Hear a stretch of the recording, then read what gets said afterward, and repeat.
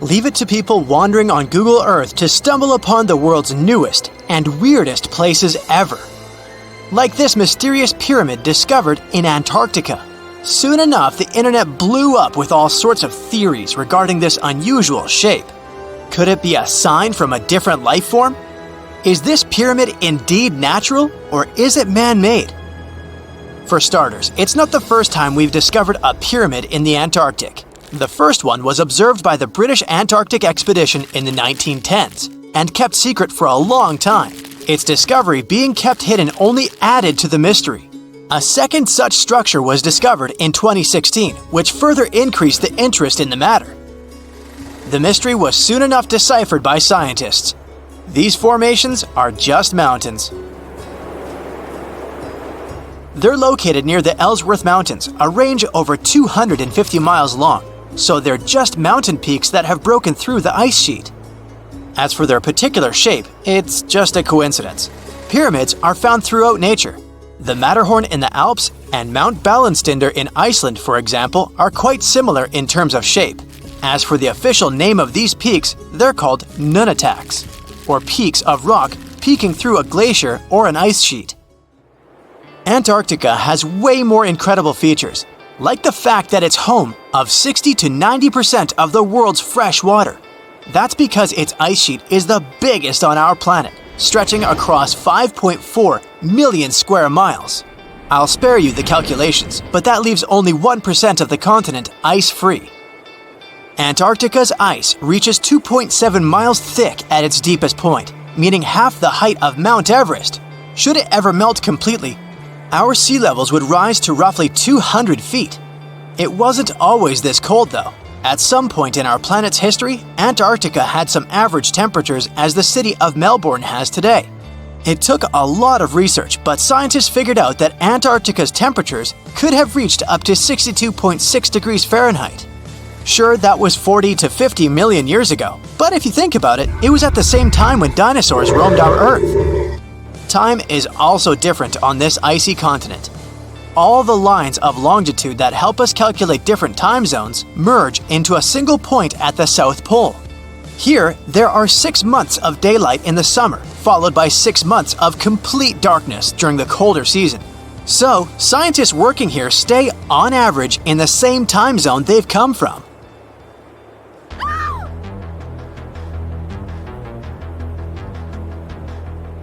The Blood Falls aren't a chapter of a thriller movie. They are merely a series of waterfalls located in one of the driest regions of Antarctica. They emerge from an underground lake filled with a special type of bacteria. These little organisms use sulfates as fuel instead of sugars, which makes them very intriguing for scientists. The water contained in this lake is so full of iron that it basically just rusts when it meets air. So, the reddish color of the waterfall also gives it its trademark name. The megalodon was the largest predator ever known in our planet's history. In terms of its location, the megalodon lived practically in all waters on our globe, except near the poles. The reason why there are no megalodon teeth found in Antarctica is probably because the gigantic creature was adapted to only warm tropical and subtropical waters. If you plan to visit Antarctica by boat someday, just know you might not get there on a non-metallic boat. The hull of your transportation device must be made of either steel or aluminum to withstand the harsh weather conditions here. Antarctica isn't home to a lot of bugs. In fact, there is only one true species of insect that calls this place home. It's a wingless midge called Belgica antarctica. This fly is so tiny that it only reaches 0.08 to 0.23 inches long, but it's still the Antarctic's largest terrestrial animal. A lot of Antarctic fish also come with an antifreeze substance in their blood. They don't necessarily need it for protection against the cold temperature, but mostly against touching ice. These antifreezes are made up of large glycoprotein molecules. They surround any small ice crystals that may form, making sure they don't spread through the animal's tissues, which could cause a lot of damage. They also create a sort of small pillow blocking the sharp ice crystals, so they're less likely to cause any pain. It also doesn't rain a lot here on this icy continent, But one amazing meteorological quirk of Antarctica is that it's full of diamond dust. This dust is basically small ice crystals that pop out of humid air close to the Earth's surface. Think of it like an icy fog. As they flow through the air and get touched by sunlight, they begin to sparkle, making visitors here feel like they're surrounded by diamonds. It's probably the last place you'd want to go into labor, but in 1978, the first person was born here ever. Emil Marco Palma was its name, and ever since, 10 other people have been born here in Antarctica. There's a lake on this icy continent that is so full of salt, it makes it impossible for it to freeze over, even if temperatures can go as low as 5 degrees Fahrenheit. That's because pure water freezes at 32 degrees Fahrenheit. Water that has salt in it, or any other substance for that matter, will freeze, but at a way lower temperature. That lower temperature is adjustable depending on the substance itself and the amount that has been placed into the water. Antarctica was the last official continent to be discovered. It remained completely unseen until the 1820s. But it took another 20 years to confirm it was actually a continent and not just a group of icy islands. Just because it's really cold here doesn't mean you can't go on a date here. One December night, an American scientist that was posted in Antarctica logged into a dating app simply out of curiosity. He was certain no other profiles would show up, but to his surprise, he found someone soon enough. Another researcher who was stationed just 45 minutes away, by helicopter of course. They eventually got together and went on the first date in Antarctica ever recorded. Apart from ice, this continent has something else way more abundantly than any other piece of land on Earth: meteorites. If we look at the research done by scientists, meteorites have equal chances of reaching any place on our planet. However, once they go through our atmosphere, the situation is a bit more complex. That's because different climates on our planet, like the humid ones found near the jungle, have a lot of moisture and oxygen, which will corrode most meteorites. The climate in Antarctica is really dry, so the possibility of meteorites corroding is little to none. More so, it's way easier to spot these rocks on the icy white surface of this area than in any other place on Earth. If you're not scared of the cold, you'll surely freak out when you hear about the winds here. That's because Antarctica is for the most part the windiest place on Earth. Wind speeds have been reported here to reach even 200 miles per hour. Whenever you hear about ancient ruins, you almost never picture them being suspended somewhere, or just randomly hanging on the branch of a tree, right? In fact, for most of the ancient artifacts we have exposed in museums all over the world, archaeologists did quite an impressive amount of digging. You see, buildings have this funny way of fading away over time if not properly taken care of. Sometimes we need to reuse some building materials, so an older construction may be sacrificed in the process. Other times, houses are abandoned, and once they are exposed to the elements on the surface, like rain or sunlight, they don't really stand a chance. Some just simply crumble away due to good old erosion. So the only way a piece of architecture can survive the test of time is if it's somehow gotten buried deep down. Now, how did they end up buried in the first place? Well, it's quite the comedy of errors. Ancient cities had a habit of gradually raising their ground level like a kid adding toppings to their ice cream sundae. You see, these settlements were always busy collecting food and building materials to keep up with their ever-growing population. But hey, who has time to deal with waste and rubbish? It wasn't exactly high on their to-do list back in the day. So when it came to building new houses, ancient civilizations found it much easier to save their sweat and tears by piling up the rubble and constructing right on top. But that's not all. Rivers would also occasionally flood and deposit a layer of sediment on the city floors, further encapsulating those ancient constructions. And in those dry regions like the desert, where the wind likes to show off its sand and dust dance moves, you can bet it was a constant struggle to keep the establishments clean. One hilarious example is the Sphinx, which had its head buried in sand until a group of archaeologists unearthed it in 1817. Some ancient towns eventually got covered up because they were completely abandoned. With less human activity to control their expansion, plant seeds couldn't resist the opportunity and sprouted all over the place. They gobbled up carbon dioxide from the air and grew, adding more and more bulk to the ground. Those cheeky roots even decided to stabilize the soil made from decaying plant matter, creating layers upon layers of earthy goodness. It's like the ultimate DIY project Mother Nature embarked on, with plants as her loyal helpers. The act of digging into the secrets of ancient civilizations is not just about unearthing a lost world. It's also an epic quest to reveal the hidden treasures beneath layers of history. But how do archaeologists know where to dig in the first place? If everything is covered in layers upon layers of sediments, debris, and plant roots, they must have some sort of system they rely on before embarking on a new project, right? For starters, they're not always the ones suggesting an archaeological dig in a certain location. Let me explain. Let's say you're a contractor and you want to build a new fancy apartment complex in your city. Some local legislations have certain requirements before your project can start, though. For instance, before anyone starts building on a piece of land, they might need to bring in specialists to check the soil. These clever folks can be archaeologists, geologists, or paleontologists, and they need to keep an eye on things during development. If any artifacts or ecofacts, fancy word for organic remnants, are discovered, these experts swoop in to excavate and study them. But what about sites that have nothing to do with bulldozers and yellow hats? Archaeologists have more than one trick up their sleeves when it comes to locating ancient hotspots. They dive deep into historic records with a healthy dose of detective work. By sniffing out old documents and maps, they can piece together the puzzle of human activity in a specific area. If a site has been visited before, it's even better. Finding records of past excavations or historical accounts can give archaeologists lots of information on where to continue their treasure hunt. Before archaeologists start swinging their shovels, they engage in a bit of a visual scan mission. Armed with a grid system, they'll stroll around the site, keeping their eyes peeled for any artifacts that might be hiding just beneath the Earth's upper layer. From groundstone tools to historic glass and even ancient garbage dumps, yes, they're also valuable. These keen-eyed explorers can spot signs of human activity faster than most people. If they stumble upon midden soil, fancy term for a garbage dump, they know for sure that humans once called this place home. Archaeologists don't just rely on their trusty shovels, though.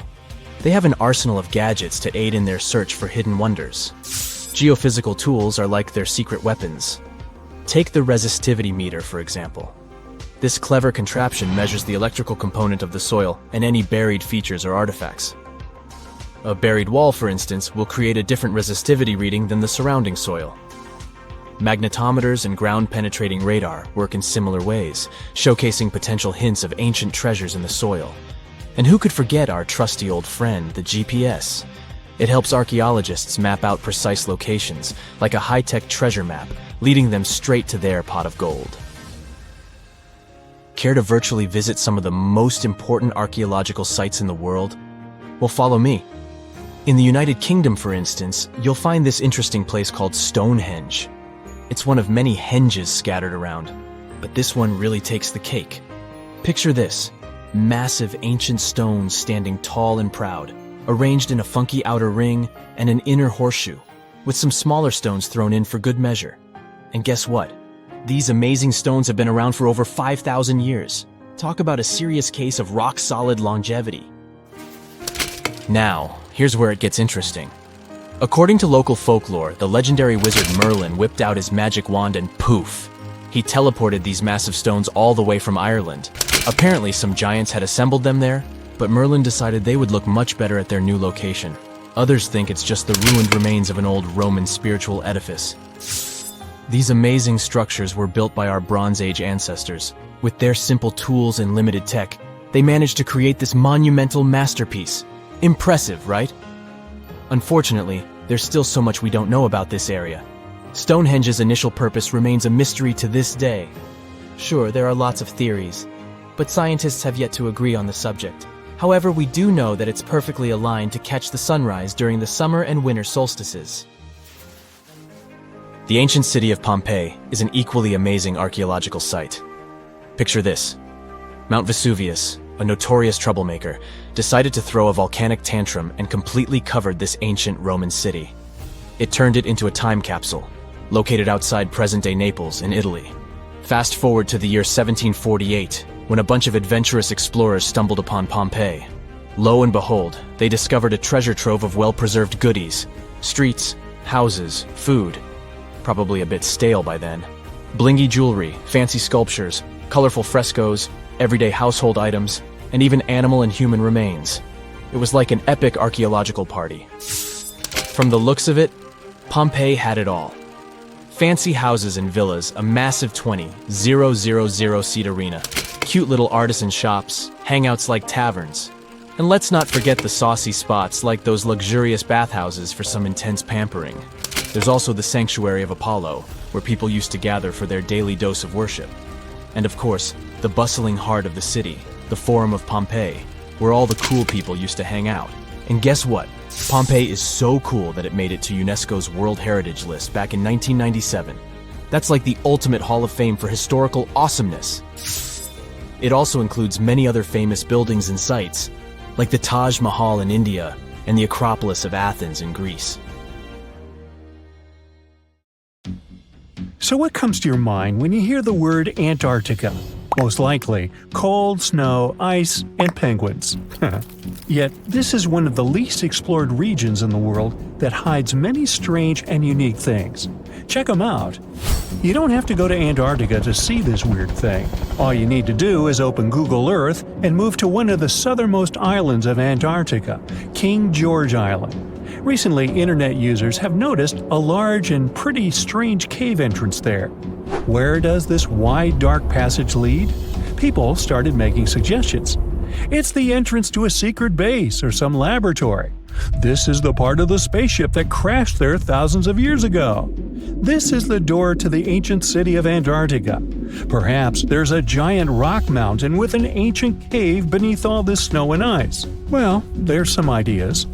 Users have calculated the approximate dimensions of this cave. It might be about 74 feet high and 250 feet wide. You could hide a Boeing passenger jet in there. Nature probably created this entrance. This is a logical explanation, but there are two strange factors. First, take a look at the foot of the mountain. It seems that there are steps there. They're dark in color, as if they're made of stone. And if you look closely, you can notice something similar to human footprints. Has anyone entered this cave? Or maybe someone is still living there now. The second oddity is the disappearance of the mysterious finding. For the first time, people noticed it in a Google Maps snap in 2007.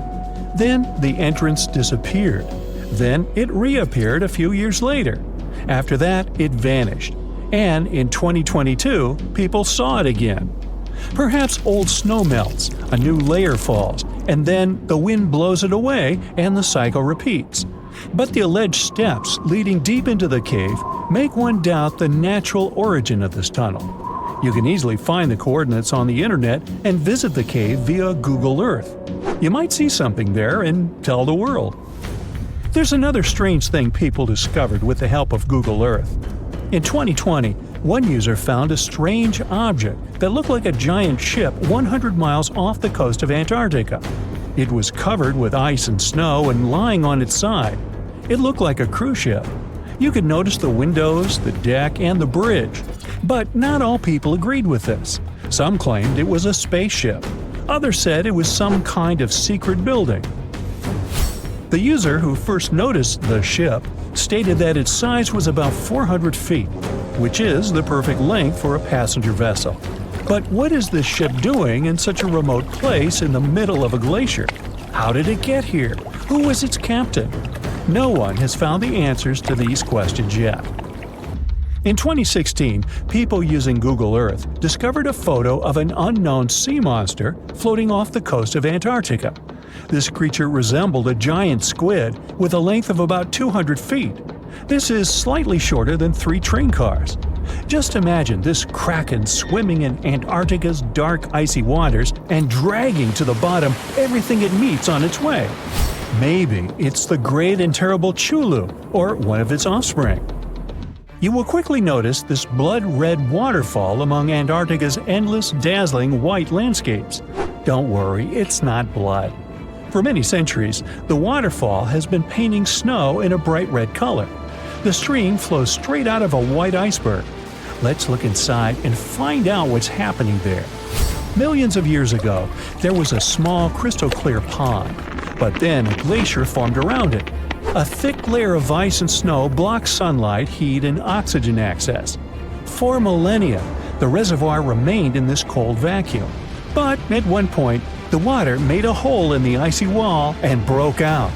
When this salty water comes into contact with oxygen, it immediately turns scarlet or rusty.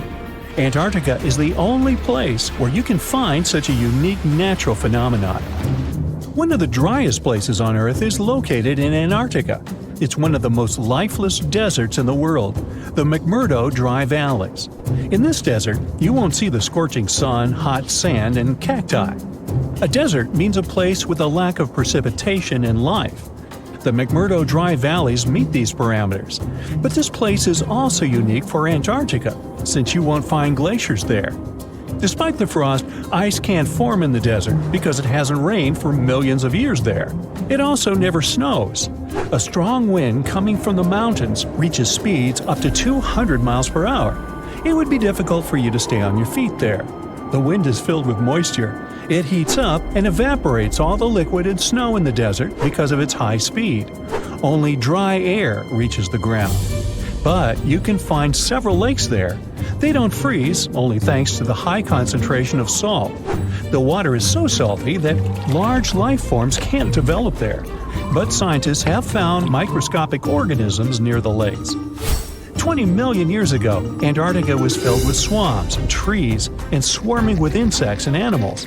But now, it resembles the surface of Mars, literally. Scientists and astronauts are exploring such regions as the McMurdo Dry Valleys, since the natural conditions there are similar to those on the Red Planet. So, before you go to Mars, you can practice living in similar places on Earth. Also, scientists discovered an underwater world in the Antarctic filled with hundreds of amphipods, crustacean animals similar to shrimp. Wait a minute, it happened in the Antarctic?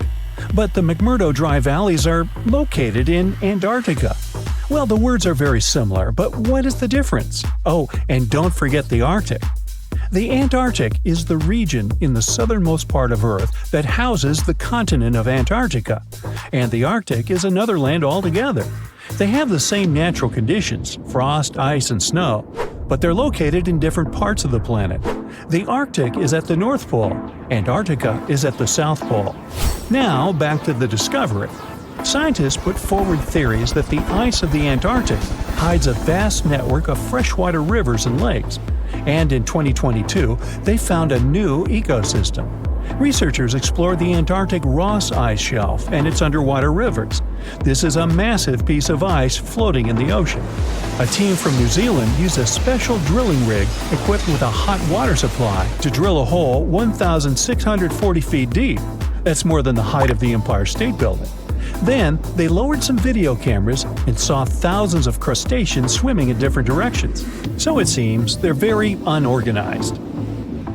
In the waters of the Antarctic, you can also meet some of the scariest creatures on the planet. These are sea spiders. They got this name because they resemble land spiders, but they're actually a species of marine arthropods. And unlike land spiders, those in the ocean are much larger. They look like 8 strong legs without a body. One such spider can be a dinner plate in width. Some of them have no eyes and have proboscises instead of jaws. Sea spiders are poorly studied because they live in deep, cold waters. Antarctica hides many little-known animals. There are long tunnels in its glaciers leading to scary darkness. On this cold continent, people have found the remains of giant dinosaurs and other ancient creatures, such as the ancestors of modern ducks. Many underground rivers and lakes hide unexplored wildlife. Even the ice here can be weird. Take a look at these striped icebergs. They have blue, black, green, and turquoise shapes. The color depends on the conditions of the water during freezing. For example, green lines appear because of algae. Blue ones form when the water freezes too quickly. Okay, I'm freezing. Time to go thaw somewhere warmer. Hawaii. Yeah. We're in Siberia. It's so cold here that freezing gusts of wind are burning your face. All that white snow seems to be blinding you. This place resembles Antarctica because of the permafrost. Recently, a group of scientists researched one of the local rivers. With the help of a drilling rig, they extracted several samples of frozen soil. The scientists were shocked to find living creatures inside the ice. Later in the laboratory, they realized that the creatures were microscopic multi-celled organisms known as deloid rotifers. These creatures looked like little worms. Scientists knew that these worms could live in frozen conditions for up to 10 years. But the age of the rotifers found in the ice was about 24,000 years. And after defrosting, they began to reproduce, as if they had been sleeping for several hours, not thousands of years. Further analysis showed that these organisms could stay frozen for hundreds of thousands of years. The rotifers might have lived during the time when people didn't invent the wheel yet. And this isn't their only superpower. Deloid rotifers are among the most radioactively resistant animals on Earth. They can survive in places where there's no oxygen and water. They can also stay alive in areas with high acidity and can live without food and water for a long time. By the way, these are not the only creatures that are known for living for thousands of years. Particular types of moss and some microorganisms are also almost immortal. Nematodes, also called roundworms, are some of the most adaptive varieties of worms in the world. Imagine the Eiffel Tower standing tall and proud. And now, let's make it 10 times higher and place it underground. Exactly at this depth, many thousands of feet under the surface, scientists discovered these creatures. There's no sunlight and almost no air in this place. And since it's much closer to Earth's core than the surface of our planet, the temperature here is higher than in the middle of the hottest desert. Millions of tons of soil above create insane pressure. But all this couldn't prevent life from developing here.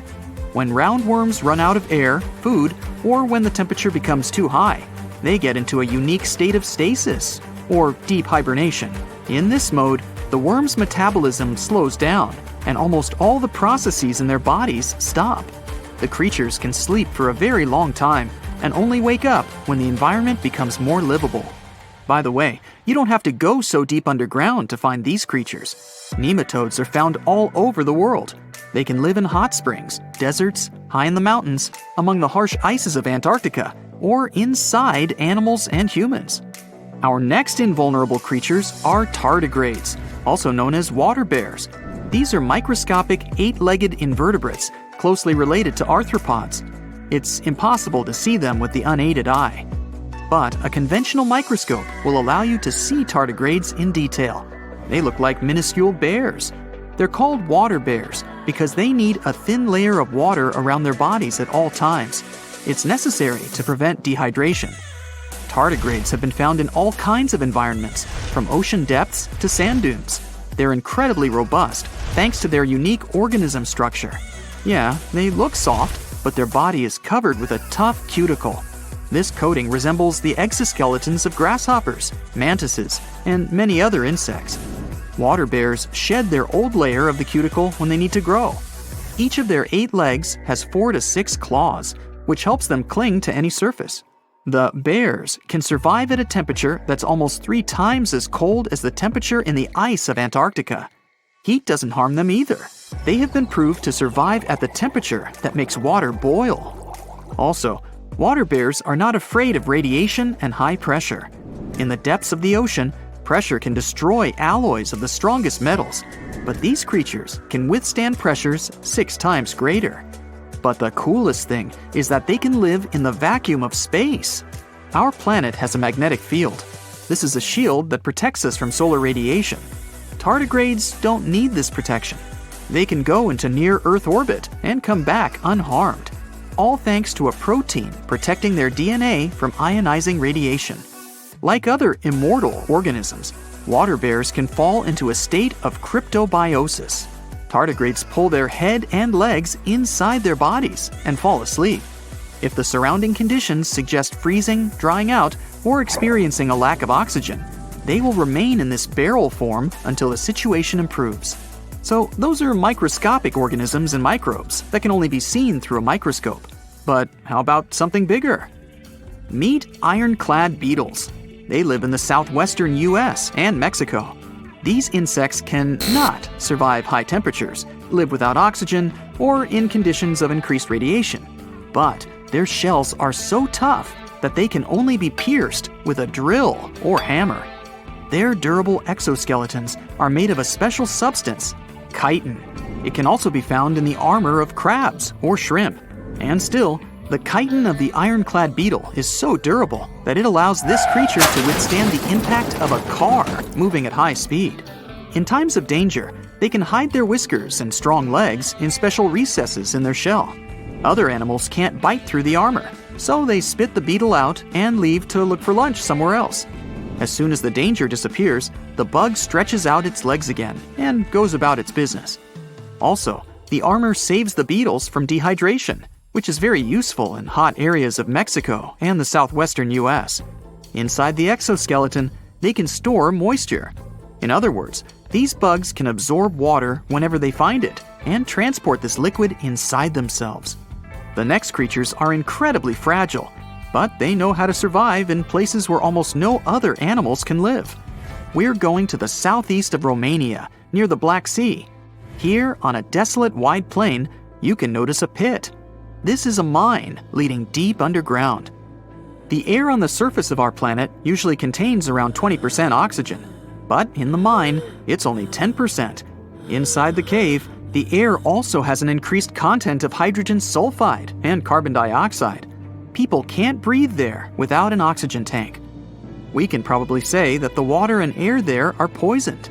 Almost no animals would be able to survive here. Still, 48 species of living organisms have been found in this cave.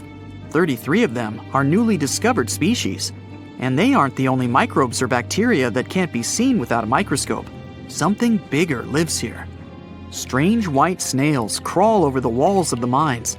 Transparent shrimp and a bunch of unknown kind of leeches swim in the water. White centipedes with huge whiskers and creepy white spiders run on the ground. And they all have been growing here for almost 5 million years. You might notice a water scorpion and another unidentified species of this animal. It doesn't look like its relatives living in hot sands or tropical forests. No living creature here looks ordinary at all. All animals are either white or transparent. They have no eyes, but are equipped with long paws and antennae whiskers that help them navigate in this dark space. The deeper you go into the cave, the less oxygen the air contains. But the number of living organisms is increasing. The air is filled with methane and carbon dioxide. All the inhabitants of this cave have never seen the light of the sun and have never gone out of the darkness. It seems impossible to survive in such conditions where plants don't produce oxygen. The answer to the question of their survival is hidden in a small lake.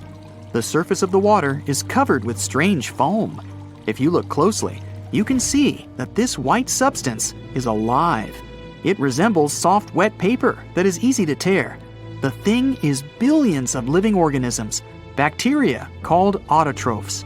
There's much more carbon dioxide in the cave than there is outside, and these bacteria, like plants, absorb it. But they don't do this with the help of photosynthesis, which means they don't need sunlight. They use water for chemosynthesis. What these bacteria secrete is food for other bacteria, and these other bacteria are food for bigger creatures. A unique food cycle that you can't find anywhere else on the planet only exists here. It was one of the biggest creatures ever to roam the Earth. It was longer than your average school bus and could easily weigh more than 10 elephants combined. But where did it live? How did it end up having this size? And most importantly, why is it extinct nowadays? Let's find out. The megalodon was the largest predator ever known in our planet's history. In terms of its location, the megalodon lived practically in all waters on our globe, except near the poles. The reason why there were no megalodon teeth found in Antarctica is probably that the gigantic creature adapted to only warm tropical and subtropical waters. The younger ones liked to keep to the shores, while full-grown adults preferred coastal areas, but they could easily move into the open ocean as well. How do we know the megalodon was so widely spread? We can only presume, based on the fact that they discovered the most northern fossils off the coast of Denmark and the most southern in New Zealand. The discussion of how the megalodon got this size is still open in the scientific community. They recently found out that not all the specimens from this fascinating species reach the same huge size. This has to do with a little something called the Bergmann's rule, which says that the temperature of the surrounding environment affects the animal's body size because they either need to conserve or shed heat. The megalodons that reach cooler waters probably needed more body weight to make sure they survived in low temperatures. On the contrary, those living in warmer waters had to be smaller to avoid burning up. But what did this enormous fish look like? Most modern depictions show the megalodon resembling an enormous great white shark. But well, it seems it may not necessarily be correct. The megalodon likely had a much shorter nose and a flatter jaw that looked almost squashed when compared with a great white shark. It also seems to have something in common with the modern blue shark: extra-long pectoral fins. They needed these to support their weight and size while navigating the planet's waters. Lastly, the lady megalodons, seem to have been about twice as large as the gentlemen. As for their offspring, even a small megalodon was enormous, at least 6.5 feet from nose to tail. How do we know that? Because specialists have stumbled upon megalodon nursery habitats in Panama, Maryland, the Canary Islands, and Florida. Even the piles of used diapers were enormous. Nah, not really. Surely the scariest aspect of the megalodon's looks was its mouth. I mean, think about it. Megalodon had whales for dinner, so it obviously needed to open its mouth wide enough. Scientists have estimated that its jaw would span a mind-boggling size, 9 by 11 feet wide. Just to paint you a better picture, that means it could have easily gulped down 2 adult people side by side. Wait, which 2 adults? Those impressive jaws also feature 276 teeth. Based on modern reconstructions of the force of its bite, it looks like it may have been one of the most, if not the most, powerful animals of prey ever to exist. For comparison, humans can have a bite force of around 1,300 newtons. Today, great white sharks have been estimated to be able to bite down with a force of over 18,000 newtons. The megalodon tops all the records, with an estimated power of bite up to 10 times greater than that. It could basically crush a car with very little effort. Its teeth were also pretty amazing. Similar to sharks, the megalodon was fast in replacing its broken or worn teeth. With 4 or 5 rows of teeth in its mouth, it basically acted like a conveyor belt, growing back damaged or missing teeth within about 48 hours.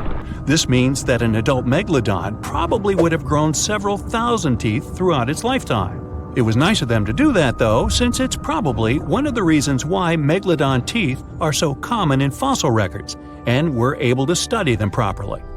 To maintain its impressive physique, the megalodon had to eat somewhere around 2,500 pounds of food per day.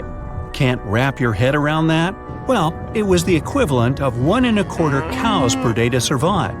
It's like if you had to eat 3,300 cans of tuna every day. I've used the word megalodon a lot, but have I mentioned where it comes from? When translated from Greek, it means giant tooth. Ah, those clever Greeks. However, this giant shark's full scientific name is a bit more complicated: Carcharocles megalodon. But are these gigantic predators actually extinct? We tend to believe so, but let's be honest for a second. We've come to know more about the surface of Mars than the depths of our oceans. Like, we've only explored 15% of our oceans altogether.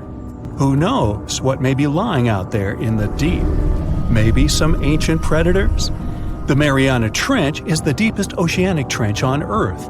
The Challenger Deep, its deepest part, is so deep that you could dip the whole of Mount Everest in there and it would still be over a mile above the surface. That's deep.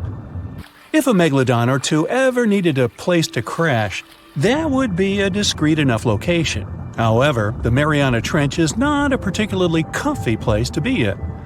Because it's cold and steeped in total darkness and all. The temperatures here are around 36 degrees Fahrenheit all year round.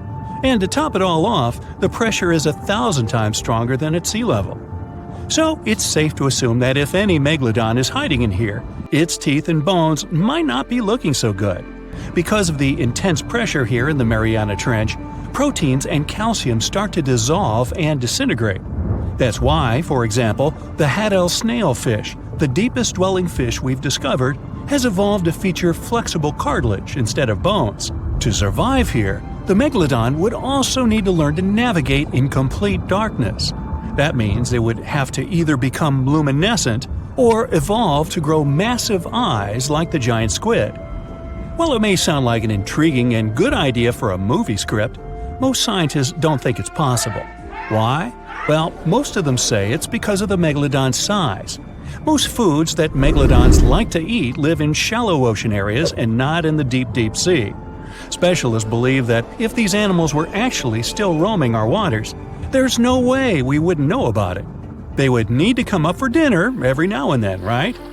Their food is also the most likely cause of why the megalodon is not alive anymore. While some specialists believe the megalodon became extinct because of a drop in the ocean water temperature, most scientists suggested that the shifting food chain dynamics may have been more to blame. Why? Because at some point, there was less and less of its primary food source, baleen whales, and at the same time, the numbers of its natural competitors, like smaller predatory sharks like the great white shark and whales, increased. The megalodon did live on this planet a lot more than we did, and way back when we didn't even exist yet. They were here for nearly 70 times longer than we, modern humans, have, inhabiting the oceans for around 20 million years.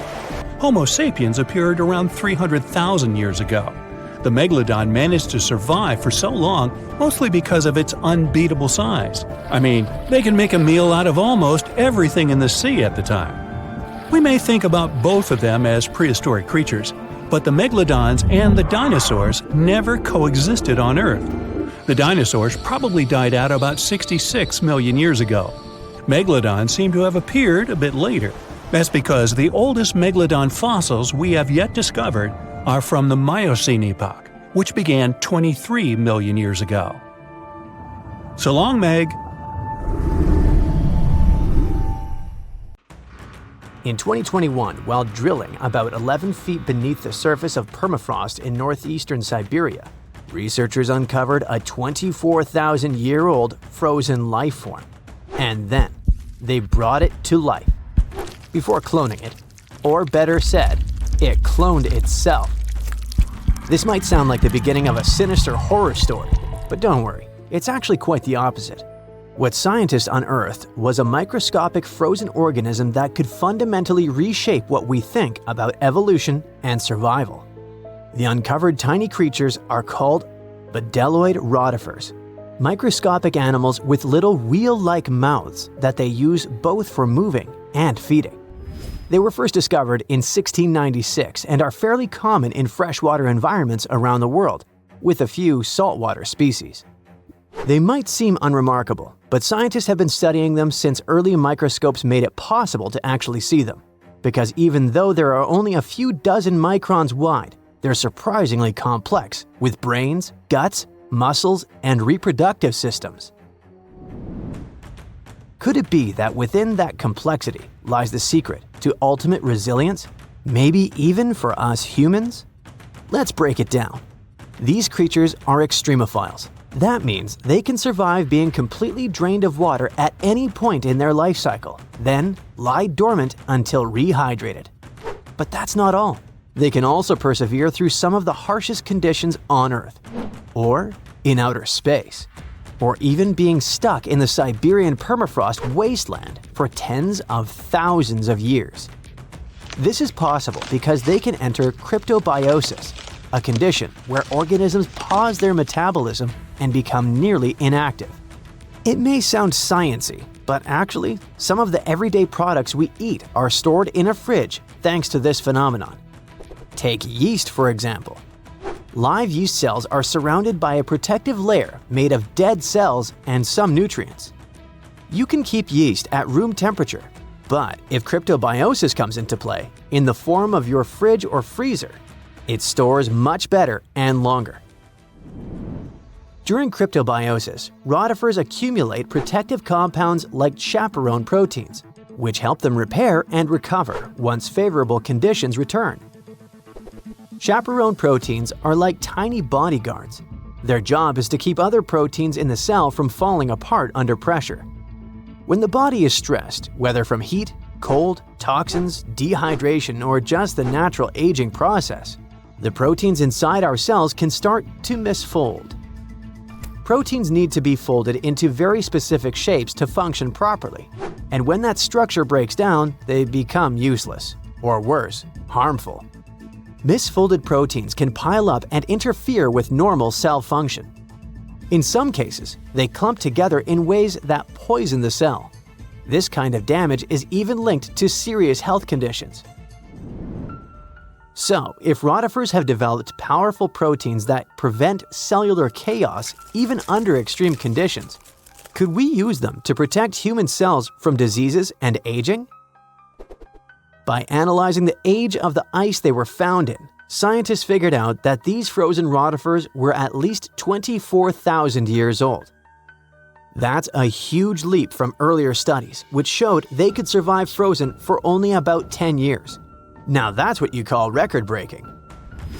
This period of Earth's history is known as the Late Pleistocene Epoch, a time dominated by the Ice Age, which means these invertebrates were lying dormant when Manny and Sid were having their adventure while roaming the icy landscapes, along with saber-toothed cats and giant ground sloths. Fun fact: although animated movies like Ice Age show woolly mammoths as huge, towering giants, they were actually about the same size and weight as today's average African elephant. Nature and evolution can be so cruel, yet fascinatingly unpredictable. Massive, menacing beasts that came from the Ice Age couldn't survive it, yet something tiny and weird, like a bdelloid, could. But regarding our unfrozen creature, after the soil thawed, the organism didn't just begin moving again, it also started reproducing. This is thanks to an ability called parthenogenesis, a specific form of reproduction in which embryos develop from unfertilized eggs, allowing them to reproduce independently. It really is like cloning, but it happens naturally. Many organisms, such as certain insects, reptiles, and even some birds, are capable of parthenogenesis, at least under specific conditions. For example, in honeybees, males develop from unfertilized eggs through parthenogenesis, making them genetic copies of their mother. However, parthenogenesis is often seen as an evolutionary disadvantage because it limits genetic diversity, meaning that most species that reproduce this way eventually face extinction.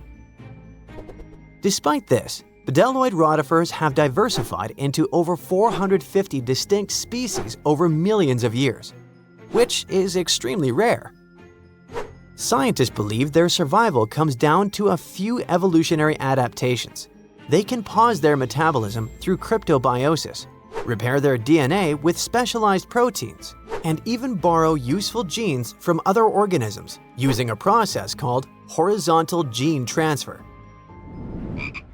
Unlike most animals which rely solely on inherited DNA, these organisms can steal genetic material from bacteria, fungi, and even plants, splicing foreign genes into their genome to gain new survival traits. Some studies have shown that up to 10% of their active genome comes from foreign DNA. This could explain their extraordinary resilience. They borrow genes for stress resistance, toxin breakdown, or radiation repair, essentially patching and upgrading their DNA in real time. It's not like the Mind Flayer from Stranger Things, where the creature absorbs another organism to improve itself and grow. It's more like a spy stealing a blueprint from a rival lab to learn its secrets. When cells rupture, for example, when bacteria die nearby, bdelloids scoop up loose DNA fragments and integrate them into their own genome. Interestingly, the usual expected lifespan of bdelloid rotifers under normal circumstances is only 2 weeks. The soil sample that contained these rotifers also held nematodes, or roundworms, another group of tiny survivors already known to withstand tens of thousands of years icebound. This isn't just limited to microscopic animals. Researchers have successfully regrown Antarctic moss and entire Campion plants from seeds and samples frozen for hundreds or even thousands of years. In 2016, a team of Japanese scientists brought tardigrades, or simply water bears, back to life after 30 years in cryptobiosis. Tardigrades are even more impressive because they can live in a suspended state for up to 30 years without food or water and with temperature swings from deep freeze to 300 degrees Fahrenheit. These guys can also endure crushing deep-sea pressures, vacuum, microgravity, and intense radiation of space. Remember when we said earlier that these species can survive the harshest conditions on Earth and beyond? It wasn't an exaggeration, and now you understand why. And it's exactly why NASA and its partners sent water bears and bedelloid rotifers into orbit. They've even been aboard the ISS, helping scientists understand how these animals handle microgravity, radiation, and stress. Not only that, but in 2007, the European Space Agency launched a bunch of tardigrades into low Earth orbit, completely exposed. No suit, no shield, floating in a vacuum. They were blasted by cosmic radiation, UV light 1,000 times stronger than what hits Earth's surface, and temperatures near absolute zero. And when they came back, most of them woke up and reproduced despite the harsh conditions they were exposed to. This ties into an old theory called panspermia, the idea that life didn't originate on Earth but arrived here, locked in space dust or trapped inside a meteorite. Before, maybe it sounded like a fringe science, but when organisms can brush off cosmic radiation, then it doesn't seem so far-fetched, does it? What about humans? Does this mean we now fully understand the way hibernation works and are close to putting humans in this state? Sorry for spoiling it for you, but it still feels more like science fiction. However, researching rotifers, water bears, and similar organisms can lead to massive breakthroughs in other fields. Their resilience might be a blueprint for medicine, for reshaping what it means to age, maybe even to pause life itself, or extend it. We're talking real, practical innovations, from better preservation of human organs for transplantation to drugs that slow aging at the cellular level. And yes, maybe even cryogenic hibernation, long enough to make interstellar travel possible. Strange and amazing items are discovered often, but figuring out what our ancestors were up to is pretty tough. Especially when all you have are just some rusty cups and cave drawings. It's no surprise that even the experts in lab coats sometimes make mistakes. But it's not just about dusty plates and huge stones. Sometimes there's even humans with large heads. So grab your digging tools and let's travel back to ancient times to explore incredible societies that even scientists can't fully explain.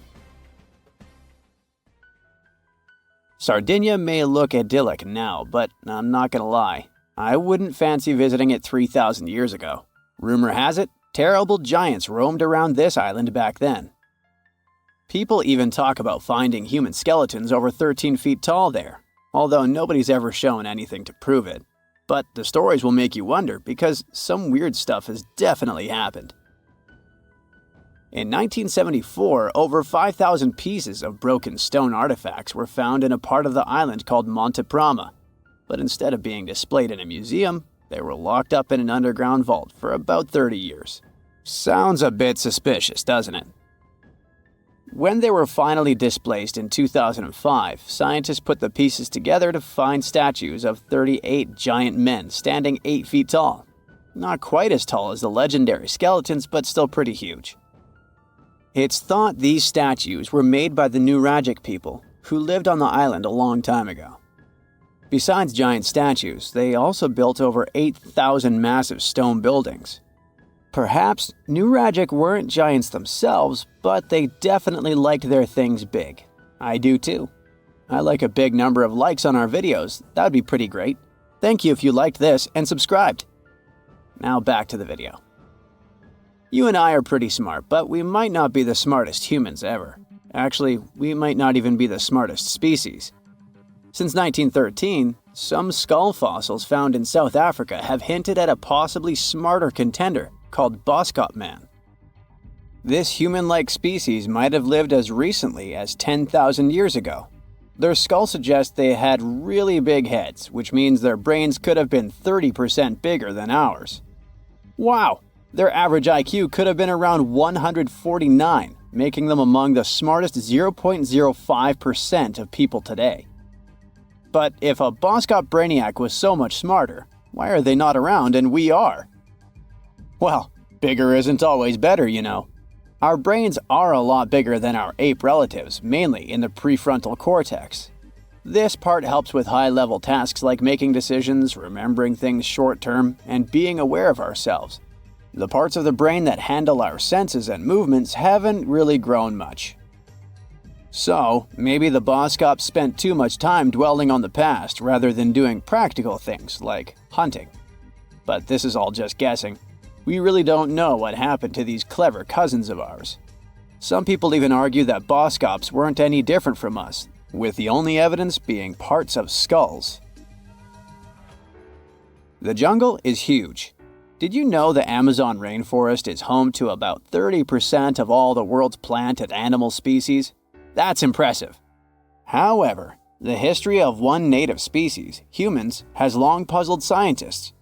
The mysterious Kasarabe people lived here for hundreds of years and then vanished around 1400 AD. People thought the Amazon only had a few scattered tribes, but recently we discovered big, unusual shapes in the ground called geoglyphs. These might look like simple shallow ditches, but they're actually the remains of a vast civilization that spread over 5,000 square miles and includes about 450 markings, some as wide as 1,300 feet. That's insane! They likely contained ceremonial buildings and could have hosted up to 1 million people as recently as 550 years ago. Thanks to new technology like LiDAR, which uses a safe laser to map the forest without harming it, we can explore deeper. In 2019, some scans showed miles of raised roads and pathways and even pyramids over 70 feet tall. They found 26 separate settlements, 2 of which were at least 250 acres each. Damn, that's like 330 soccer fields. It's not certain what happened to the Kasarabe people. Maybe European conquistadors drove them out. Maybe the most baffling ancient civilization is one we've never actually found a trace of. Yep, I'm talking about Atlantis, the grand city that supposedly sank into the ocean. The first mentions of Atlantis come from the ancient Greek philosopher Plato, who talked about a great city near the Strait of Gibraltar. But for ages, everyone just thought Plato made up Atlantis as a perfect version of his own Athens. So why, about 12,000 years after it supposedly vanished, do we still wonder if it might be real? Well, in the 19th century, U.S. Congressman Ignatius Donnelly wrote a book giving 13 reasons why he thought Atlantis was more than just a myth. Then, in 1965, some folks thought they actually found Atlantis when they discovered the Richat structure, a massive 25-mile-wide dome in Mauritania, Africa. It's so big that you can see the whole thing from space. 2 astronauts flying over the Sahara Desert spotted this giant eye staring back at them and thought they'd made the discovery of a lifetime. Unfortunately, there's no solid evidence linking this structure to Atlantis. It's believed to have formed from volcanic activity about 100 million years ago. But it does look suspicious, doesn't it? Still, we're no closer to knowing the truth. Imagine going back to about 3,300 BCE and finding yourself in South Asia. Welcome to the Harappan civilization. These people were way ahead of their time. They had cities like Harappa and Mohenjo-Daro, complete with baked brick houses, sophisticated drainage systems, and even public baths. This place might have had over 5 million people, making it one of the densest regions at the time. They also invented a system of standardized weights that was incredibly useful for traders. And trading they did. These people had connections stretching all the way to the Middle East, thanks to their great skills in metallurgy.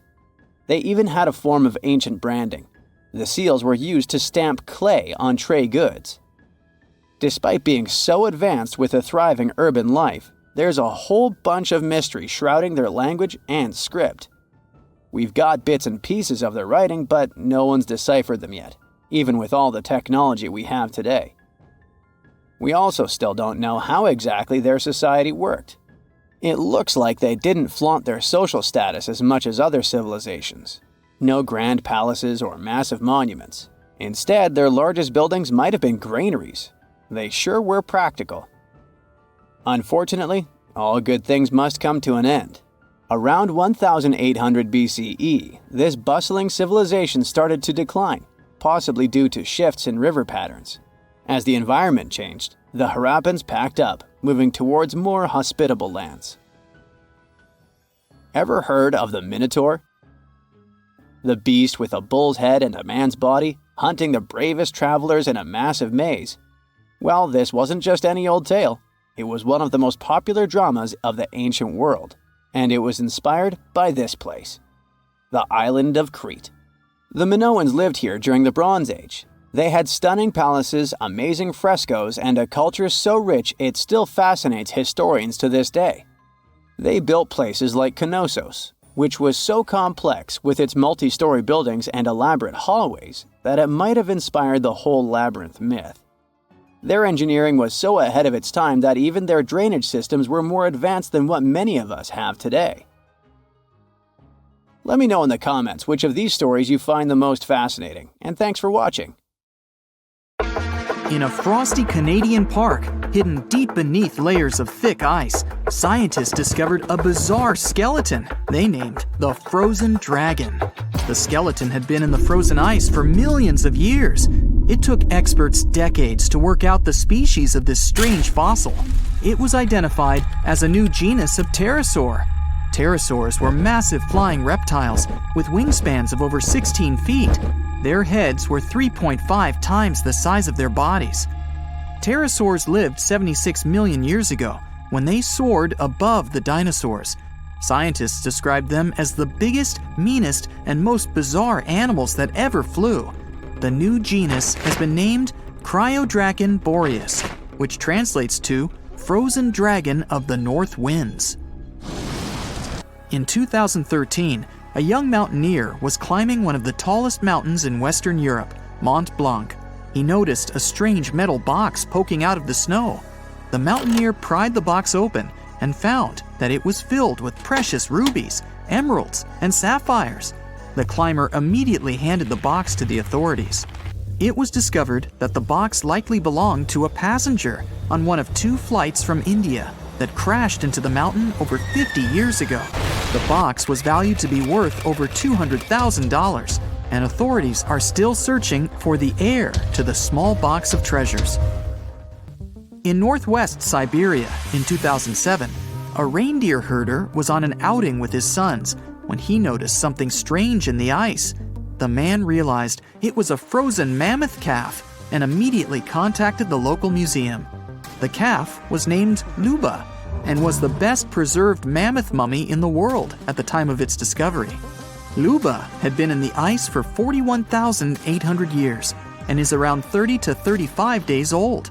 From trunk to tail, the mammoth calf is roughly the same size as a large calf. If you're interested in seeing for yourself, Luba travels to museums all around the world. On the frozen continent of Antarctica, covered in layers of ice and snow, is Mount Erebus, the frozen volcano. The volcano was discovered in the middle of an eruption in 1841 by explorers on an Arctic expedition. The volcano is over 12,000 feet tall and has been active for the last 1.3 million years. Deep within the middle of the volcano is a huge crater filled with large volumes of molten lava. The volcano has occasional explosions, which means it's classified as being in continuing eruption. However, these eruptions are nothing to worry about because they're generally rather small.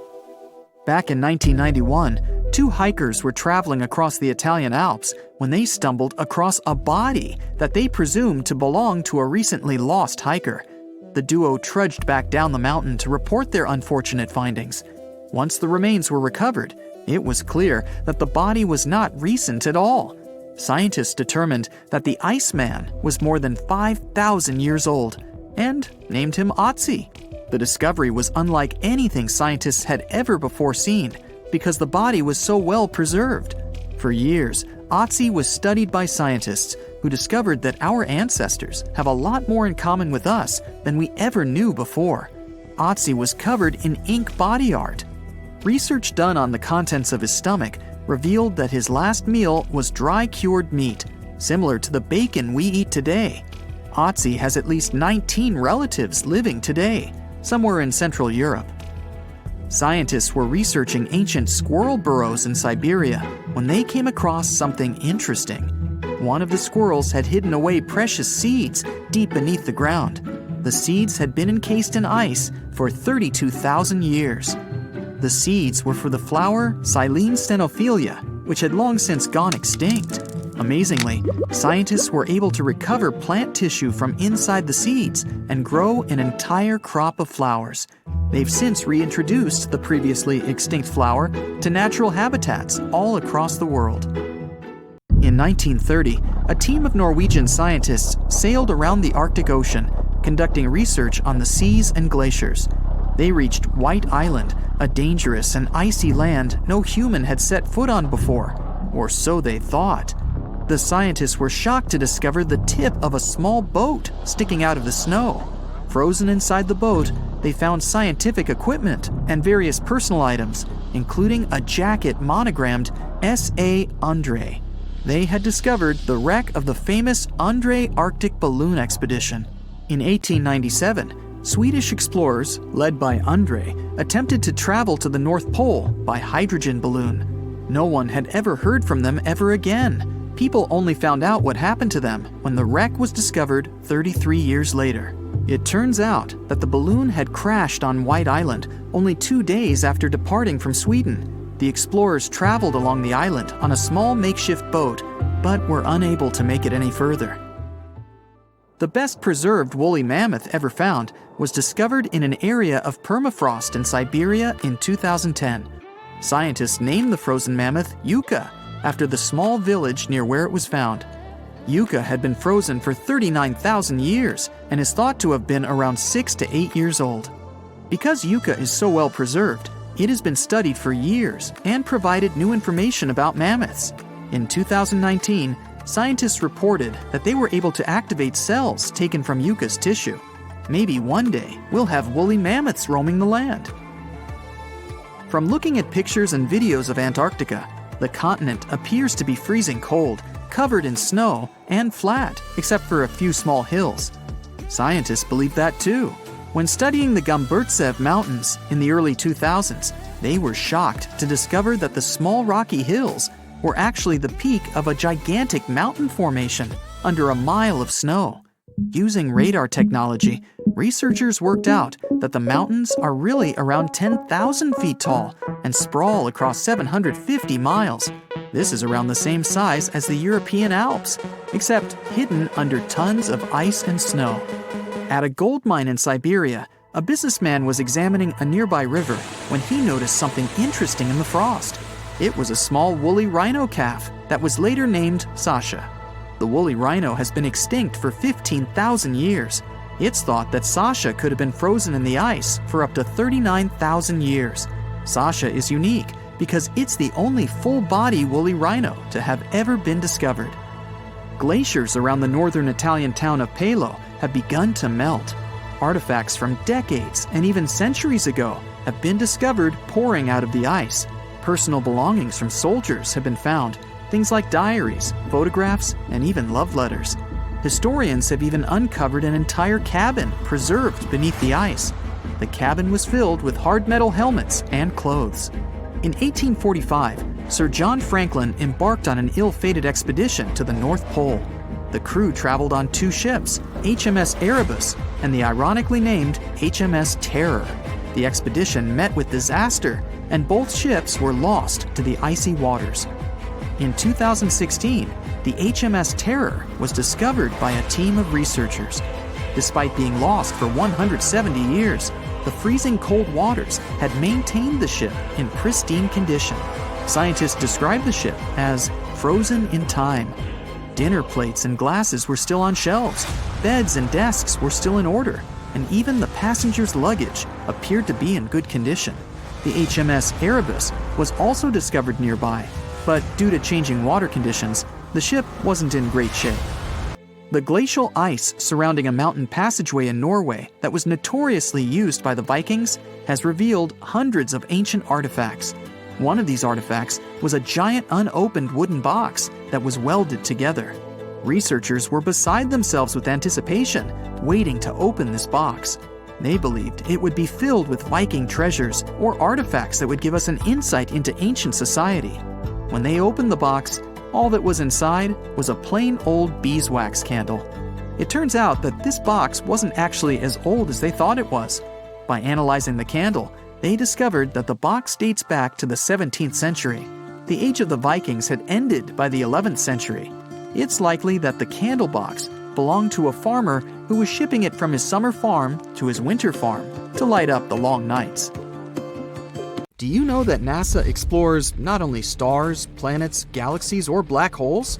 Hard to believe, but yes. The agency also works on discoveries here on our home planet Earth. So what has NASA recently discovered? Is there life under the ice? While they were analyzing data recently, they discovered something unbelievable hiding under Antarctica's ice. And this discovery not only changes everything we know about the whole water system of the Earth, but it may also help with research about life in space. Humankind's existence might depend on understanding Antarctica and its secrets. So, the recent discoveries reveal vital information about our survival. But before we continue, let's see how much you know about this place, where it's only ice as far as your eyes can see. Antarctica is one of the world's 7 continents in the southern hemisphere. It's the 5th largest continent in terms of total area, and that means it's almost twice the size of Australia. Want to see real meteorites? Go to Antarctica. Due to its dry climate, Antarctica is one of the best places to observe space.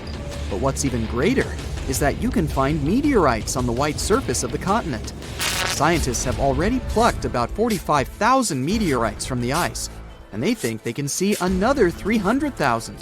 Since there aren't many terrestrial rocks there, it's easy for them to spot them, thanks to their dark color. Antarctica's dry desert environment also helps preserve them, even the ones that fell to Earth more than 1 million years ago. And can you imagine any volcanic activity in Antarctica? It's hard. But this place is where fire meets the ice. West Antarctica is where most volcanic activity occurs. Scientists recently found that 138 volcanoes exist in West Antarctica alone. Wow!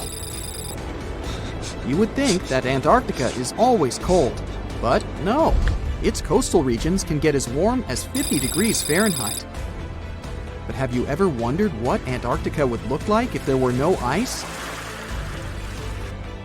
It may seem unimaginable now, but it was not always covered by ice. That was 34 million years ago though, so nobody could tell how the continent's surface would be without the ice. But NASA changed that. They generated computer simulations and created the most accurate map of it as of today. What they saw was incredible. The continent was not flat at all like it seemed. It's pretty bumpy with valleys, rolling plains, and high mountains. But this was nothing next to what they had discovered under Antarctica's ice. So, what is it? Drum roll, please. NASA found 2 new subglacial lakes. And what's even cooler about it is that they spotted these lakes from space. How is that? If your answer is high-tech satellites, then you're right. In 2003, NASA launched a satellite called IceSat. It measured ice sheet mass balance and cloud and aerosol heights. The satellite also helped create the ice-free map of Antarctica. In 2010, the European Space Agency launched the second satellite, CryoSat-2. It was for tracking the changes in the thickness of the ice. Then, in 2018, NASA launched the third one, IceSat-2, a follow-on to the IceSat spacecraft. It measured ice sheet elevation and sea ice thickness. It was NASA's most advanced Earth-observing laser instrument. It delivered the highest precision data. And when that was combined with the data from the other satellites, it was possible to spot these 2 new lakes near a pair of larger ones. But how is it possible that these lakes exist in the first place? The average thickness of most Antarctica ice is approximately 1.2 miles. However, it can get over 1.8 miles thick in some places, especially during the winter. So, you might think that there's nothing under there, but science says otherwise. It's not quite possible to see it with your bare eyes, but the continent's ice is slowly but constantly flowing in different directions under the force of its weight. But scientists could not figure out how water moved for many years. That started to change in 2007, when data gathered from the IceSat provided insight into what hides beneath the surface. They first discovered an entire network of meltwater lakes connected under Antarctica's fast-flowing ice streams, and there were hundreds of them. Scripps Institution of Oceanography glaciologist Helen Amanda Fricker figured that the elevation changes measured by IceSat happened because of the dynamics of these lakes. They did not hold meltwater statically. Instead, they were filling and draining continuously over time through a system of waterways. And as they did that, the ice above rose and fell. But where do they drain? The ocean, of course, and it drains a lot. A recent study, co-authored by Fricker, found that the drainage of one lake flushed as much as 198 billion gallons into the ocean in only 3 days. Countless mysteries about how nature works are still waiting to be solved. But finding the 2 new lakes will give scientists a better picture of how fast the Antarctic ice sheet will change as the climate gets warmer, and how this will affect global ocean currents and sea level rise. The filling and draining cycle of the lakes also caused the ice sheet to suffer cracks and crevices. So, the information they find from these new lakes will also give them a better understanding of the damage on the surface of the ice. They will also be able to assess how this filling and draining system influences the speed at which ice slips into the oceans and seas. And that means they can evaluate how the added fresh water may alter marine ecosystems. This discovery may also suggest whether life is under the ice. Wow! Scientists drilled through about 3,504 feet of ice and found that water samples taken from one of the lakes contained approximately 10,000 bacterial cells per milliliter. Such a high number of bacterial life is a good sign, because that means the icy waters might also support higher life forms, such as microanimals, and one of these new lakes might even be their home. But the most exciting thing is that the new lakes might help them understand whether life on other planets is possible. Scientists believe any life below the frozen surface of the planet Mars might follow the patterns seen in Antarctica's lakes. So, there is a possibility that they might find critical new information on the type of life that may have existed on the red planet. You wouldn't want to be there during the winter, though. The lowest temperature on Earth you can experience is negative 128 degrees Fahrenheit. In 2010, there was an even lower temperature of negative 135 degrees Fahrenheit. And you may feel this cold much worse due to the strong and dry winds. Did you know that the size of the ice surface on Antarctica also changes throughout the year? It's about 1.2 million square miles during the summer, but when it's winter, it grows to 7.3 million square miles. Yet, despite the change, it remains the largest piece of ice on Earth. Sorry, Arctic, you lose. Do you know these cute little penguins? Consider these animals the locals, because there is no native population in Antarctica. It's a no man's land, because no single country owns it. But do you know who really owns it? 5 different species of penguins, seals, and killer whales. Ha ha. Despite the continent's harsh conditions, you can visit it as a tourist for fishing and research purposes. Around 5,000 people reside on the continent during summer at research stations. But when winter comes, the number naturally drops down to 1,000.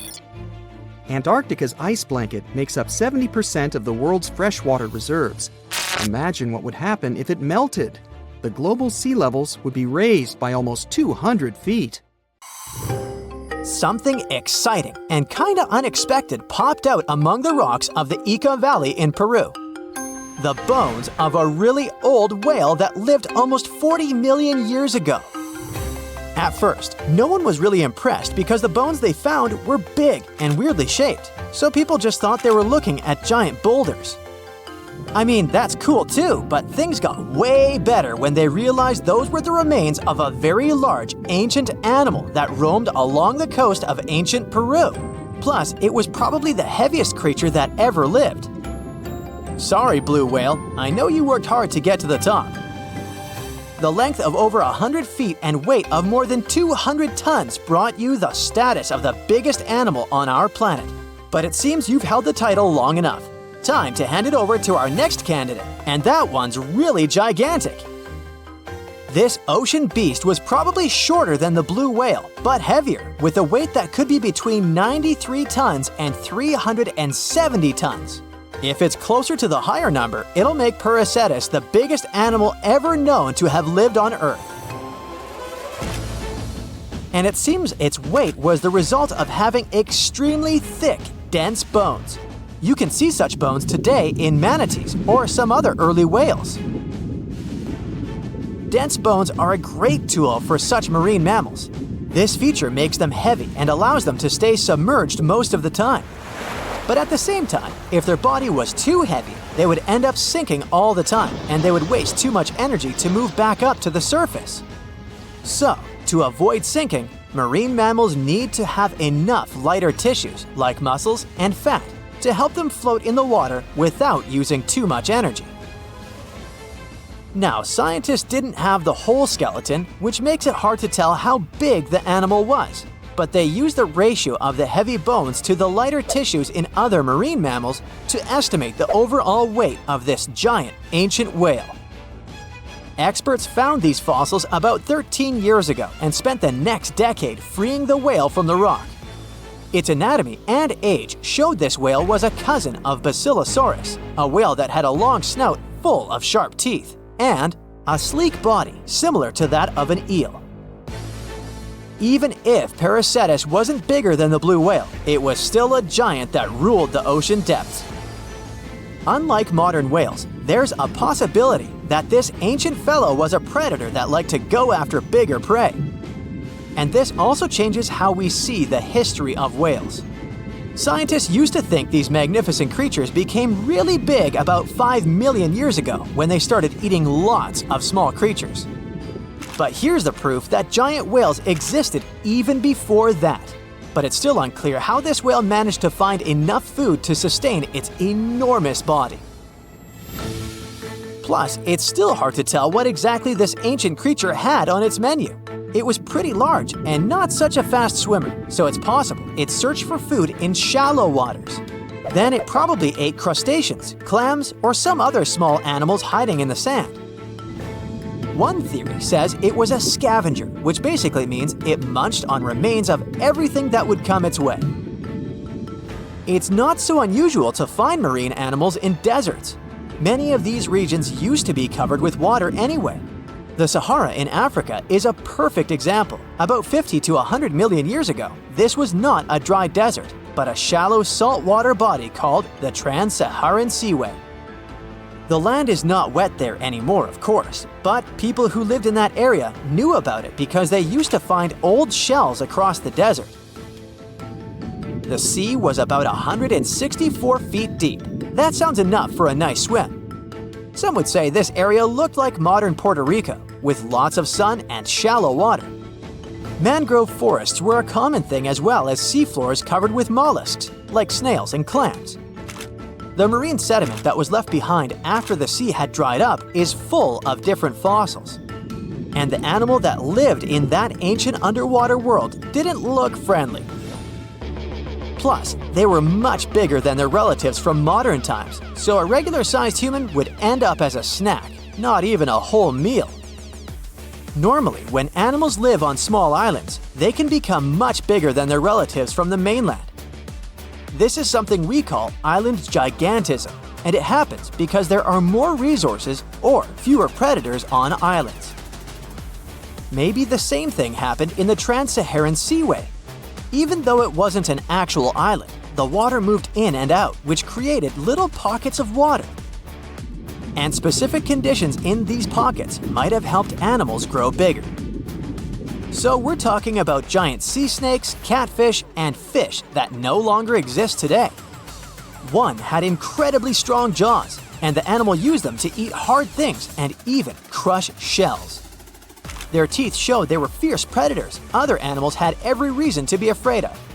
They went through some changes when it came to diet, similar to some types of piranhas. And the competition to get to the top of the food chain wasn't a joke. Not when there were also such large predators as sharks, crocodiles, and ancient relatives of elephants. Sahara went through different phases. If you could use a time machine and take a peek at Earth's largest hot desert as it was about 6,000 years ago, you wouldn't have to struggle with sand and heat. You'd have a nice walk through a green and pretty lush place. In the past, people who lived in that area didn't leave drawings on cave walls that showed camels, sand dunes, and scorpions. All those things you'd see in today's Sahara. Instead, they drew crocodiles. That's additional evidence that the Sahara used to have a lot of water and plants enough to support these big yet scary animals. Around 3 billion years ago, Earth might have been mostly covered with water. Today, it's about 71% of its surface, but it seems that our planet used to be a giant ocean world with no continents at all, just some scattered islands. Scientists studied special rocks in Western Australia that formed in a place deep under the ocean called a hydrothermal vent system. To explain this better, it's important to mention two common oxygen types, O16 and O18. O18 is heavier because it has extra neutrons. O16 evaporates from water more easily, and as researchers studied an old ocean floor, they found a lot of O18, more than in today's oceans. This way, they realized ancient Earth had less dry land than Earth today. Australia is a good spot to conduct these studies because a long time ago, it also used to be a beautiful place with large animals and lush rainforests. But as time went by, the land became drier and Australia had more deserts formed, such as the Great Victoria Desert. Rainforest remained only on the edges of the continent. What happens with deserts across the globe is called desertification. That's when land that used to be good for growing things turns into a desert or something similar. Our planet changes over time, together with its climate. But desertification also happens because of human activities, like mining, farming, and building cities. And when land turns into a desert, it's a problem because it can't support people and animals anymore. Food doesn't grow there. There's not enough clean water, and animals lose their homes. To help with this problem, there's a plan many countries agreed to. They decided to work with farmers to take care of the land, fix damaged areas, and manage water better. All in all, to make our planet a better place for life. We've all dreamed of visiting the Arctic and witnessing the natural wonders of polar bears frolicking on ice floes or the aurora borealis dancing across the sky. Well, sorry to break it to you, but you won't find any tourists flocking to Antarctica anytime soon. Why, you may ask? Let's dive into it. First off, where is Antarctica? It's located in the southern hemisphere, specifically at the South Pole. The Southern Ocean surrounds it, and most of the continent is covered by ice, making it one of the most remote and frigid places on Earth. Now, have you ever met someone who's visited Antarctica? Probably not. It's one of the least visited places on the planet, and only a handful of lucky explorers have seen its interior, which is mostly made up of glaciers and ice fields. But trust me when I say the wildlife and scenery are out of this world. Why shouldn't you travel to Antarctica? Well, for starters, the environment is incredibly fragile and can be easily damaged. Plus, there are no native human populations on the continent, so your travels would essentially be like visiting an uninhabited island. And let's not forget that it's also one of the most expensive destinations to travel to. Despite all that, Antarctica is not exactly guarded like a fortress, but there is an international agreement called the Antarctic Treaty. This treaty was negotiated to prevent any unwanted activity on the continent, and bans some forms of testing done there by member states. But the primary reason we can't just waltz into Antarctica is that it has a delicate ecosystem that needs protection. The treaty states that Antarctica should be used for peaceful purposes only and should be free from any human activity that could harm the environment.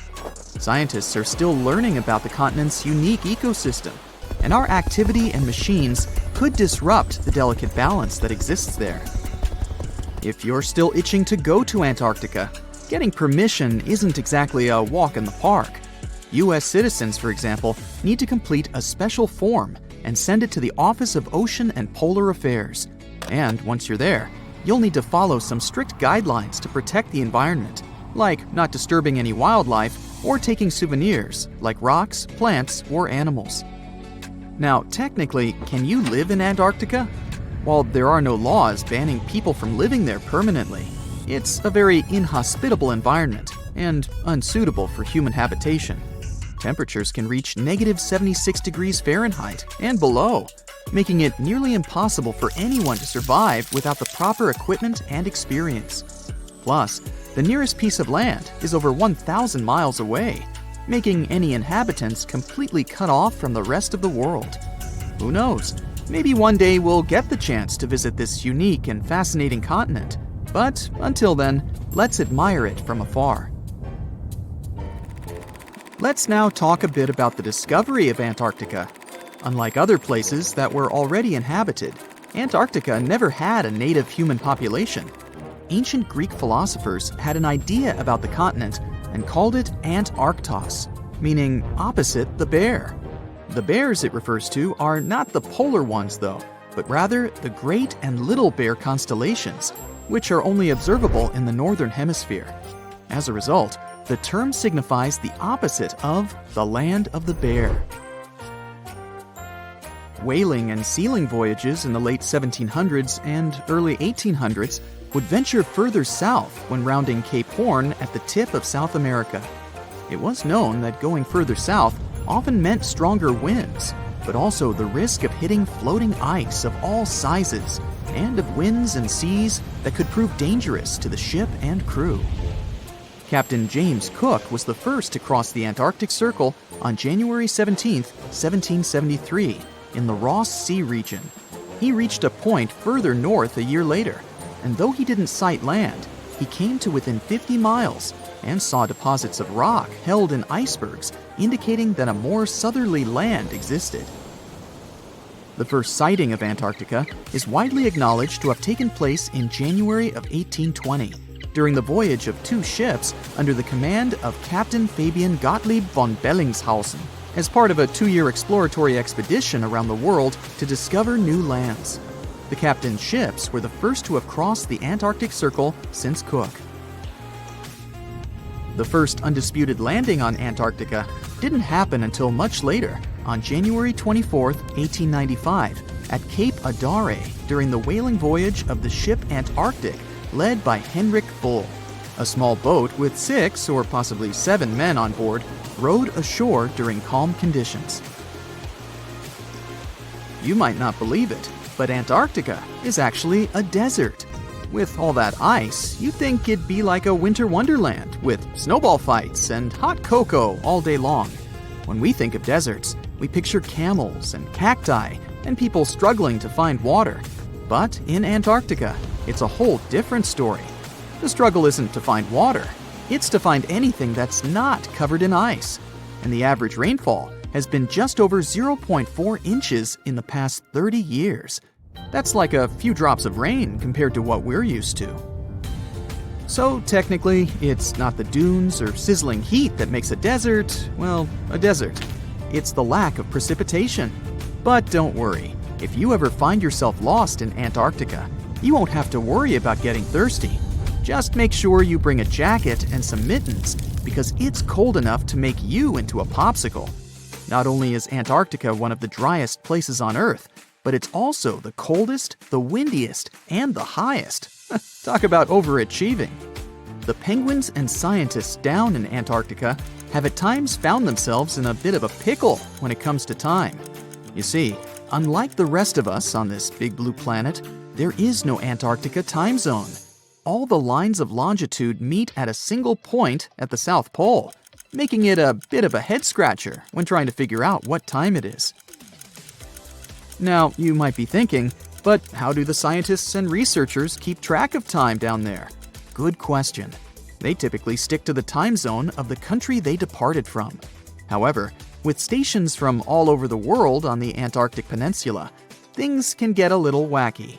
Imagine trying to coordinate with your neighboring countries without accidentally waking them up in the middle of the night. You might think that not much could survive in a place where the temperature is extremely cold, the sun barely shows up, and the wind could blow you away faster than a tumbleweed. Well, as in many places on Earth, life found a way in Antarctica too. Believe it or not, this frozen continent is buzzing with activity. It's home to billions of krill, which in turn attract lots of seals and more penguins than you can shake a fish at. But don't let their cute and cuddly appearance fool you. Penguins are the ultimate swimmers, with streamlined bodies that would make Olympic medal winners jealous. They come ashore to breed and chill, but their real talent is stealing pebbles from each other and forming mathematically precise huddles to stay warm. Antarctica is also home to the largest species of penguin on Earth. It's called the emperor penguin. Sure, these creatures are flightless birds, but that doesn't mean they can't jump. In fact, some of them can leap up to 120 inches. And let's not forget about the seals. With their furry bodies and special songs, these marine mammals are protected by the Antarctic Treaty, and they're thriving in the cool waters of the Southern Ocean too. But the real stars of the show are the whales. During the Antarctic summer, these huge creatures show up in droves to chow down on the abundant krill. It's indeed like a whale buffet down there. In 2011, scientists from Chile found a weird-looking fossil in Antarctica that looked like a squashed football. Almost 10 years later, the rock just sat on a shelf in Chile's National Museum of Natural History with no specific label. It went by The Thing in the museum because it looked like something from a science fiction movie. When the scientists finally got their hands on the strange fossil, it turned out it was actually a giant softshell egg from around 66 million years ago. This one is more than 11 inches long and 7 inches wide. A regular chicken egg is just 2.5 inches long, and an ostrich egg is almost 6 inches long for comparison. So, the Thing won the title of the biggest softshell egg ever found and the second largest egg of any animal we know of. The only bigger egg that was ever found was that of the extinct Madagascan elephant bird, which is also 1.5 times as tall as Michael Jordan. The bird, not the egg. The Antarctic egg is also special because it's the first fossil ever found in this part of the world. So, whoever left it there must have been one big creature, probably a giant sea turtle that lived long ago, like a mosasaur. This is surprising because most scientists thought these creatures didn't even lay eggs. So this discovery could change what we know about them. The egg is also unique because it has a thin eggshell and no pores, which is totally different from most dinosaur eggs. It actually looks more like the eggs of lizards and snakes, but it came from a giant creature related to these animals. No known dinosaurs or flying reptiles from that time and place were big enough to lay such a huge egg, so it must have been a mosasaur after all. But we can't be 100% sure. Scientists did a lot of work and studied 259 types of living reptiles, like lizards and snakes, and their eggs. From this, they figured out that the mommy who laid the egg was probably at least 23 feet long, not counting her tail. During the late Cretaceous period, this part of Antarctica might have been like a nursery. Paleontologists have found bones of tiny mosasaurs and plesiosaurs in the same area, along with bones from the grown-up ones. Archaeologists in Norway made another cool but literally discovery and found dozens of arrows that had been hidden in ice for 6,000 years. They were melting out of a large ice patch in the high mountains, covering an area of about 45 football fields. In 2014 and 2016, when the summers were extra warm, scientists went to an ice patch called Langfoni to look around. They also found lots of reindeer bones and antlers there. Some of the arrows were whole and some in pieces, along with 5 arrowheads around the melting ice patch. This is more arrows than have been found at any other frozen site in the world. Some of the 68 found arrows date back to the Neolithic period, and the newest ones are from the 14th century of the Common Era. Ice is like the perfect time machine that can preserve whatever ends up there in an almost perfect condition. Langfoni became famous as one of the first ice patch sites after a local hiker found a 3,300-year-old leather shoe right next to its edge. Scientists are studying places like this to understand how people use these sites and how the ice patches from Norway to North America changed over time. Now, once upon a time, around 32,000 years ago, to be exact, a squirrel buried some seeds near a river in Siberia. Am I the only one getting the Ice Age vibes? Anyway, these seeds belong to a plant with cute white flowers. Thousands of years later, a group of scientists found these seeds buried deep in the frozen ground, about as far down as a 12-story building is tall. The seeds were surrounded by ice and bones of animals, like mammoths, bison, and woolly rhinoceroses. The mature seeds had been damaged, maybe by some squirrel, but some of the younger seeds still had good plant parts inside them. The scientists carefully took those out and put them in small containers to help them grow. And here comes the coolest part. They were able to grow the plants. Their flowers were shaped a little differently from the flowers of the same plant that grows today. After a year, the Ice Age plant even made new seeds. Based on this, the scientists suggested that permafrost could be a depository for an ancient gene pool, and we could find extinct species there and bring them back to life. Scientists on an icebreaker in Antarctica were looking for whales, but found something way more unusual. The camera behind the ship, which is as heavy as a car, detected 16 million ice fish nests on the floor of the Weddell Sea. The nests were located about every 10 inches in all directions and covered an area of 93 square miles, which is slightly bigger than the whole of Washington, D.C. The colony even had a distinct border, which was a line in the sand. The scientists were in the area because they were studying a special spot in the ocean where the water was a little warmer than the water around it.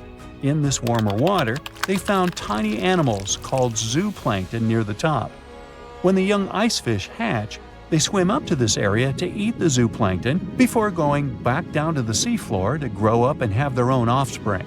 Since there was so much food, it made sense to see ice fish in this warm water. But they didn't expect to find such a huge number of ice fish nests, much more than anyone had ever seen before.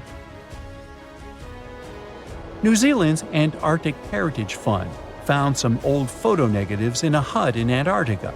They turned out to be unique images from the Ross Sea Party. It was a famous failed expedition led by Ernest Shackleton.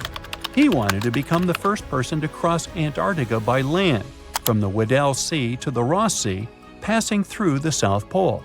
But things went wrong when their ship, the Aurora, was blown out to sea.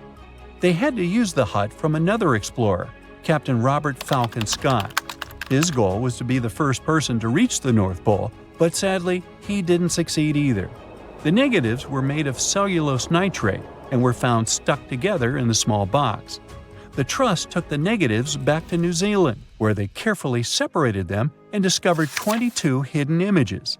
Many of the photos were damaged, but the Trust could still recognize some familiar places around McMurdo Sound, a well-known area in Antarctica. No one knows for sure who took the pictures. In December 2021, some scientists noticed a strange mark on the Larsen Ice Shelf, a giant sheet of ice off the eastern coast of Antarctica. They thought it might be a river flowing under the ice, so they drilled down over 1,600 feet to check it out.